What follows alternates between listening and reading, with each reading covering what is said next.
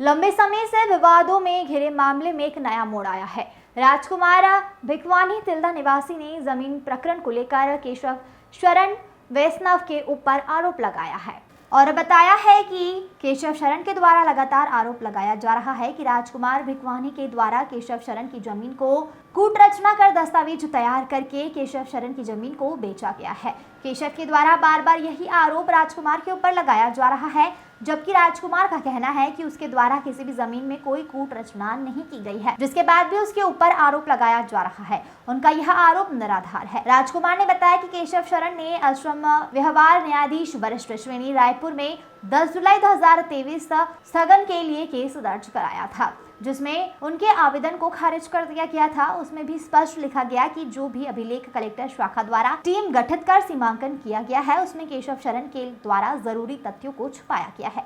तथ्यों को छुपाते हुए उन्होंने न्यायालय में केस पेश किया था, जिसमें न्यायालय का आदेश राजकुमार के पक्ष में आया था। राजकुमार ने बताया कि आश्रम न्याय रायपुर के आदेश पर साफ तौर पर लिखा है कि राजकुमार भिकवानी के द्वारा कहीं पर भी केशव शरण की कोई भी जमीन में किसी भी प्रकार का कोई कब्जा नहीं किया गया है। केशव शरण की जमीन आज भी पड़त है, वह खुली भूमि है जिस पर किसी भी प्रकार का कोई निर्माण कार्य नहीं पाया गया है। भिकवानी ने बताया कि केशव शरण के द्वारा तिल्दा व्यवहार न्यायालय में केस पेश किया गया है, जहां जांच विवेचना जारी है। वहीं दूसरी ओर केशव शरण ने बताया कि स्थगन आदेश जारी होने के बाद उनके द्वारा कोर्ट में अपील दायर की गई थी, जिन्हें माननीय कोर्ट द्वारा स्वीकार कर लिया गया और प्रकरण की जांच जारी रहेगी। तिल्दा से नितिन कुमार जायसवाल की रिपोर्ट। भिकवानी तिल्दा नेवरा का निवासी हूँ।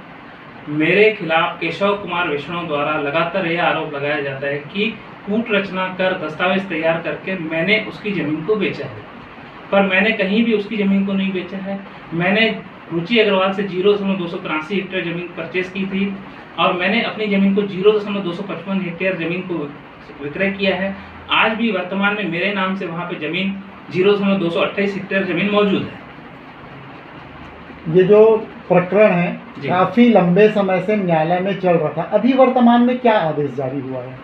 केशव शरण वैष्णव द्वारा यह टीम गठित करके सीमांकन करवाने का आवेदन लगाया था, जिसमें भू कलेक्टर अभिलेख शाखा द्वारा सीमांकन किया गया।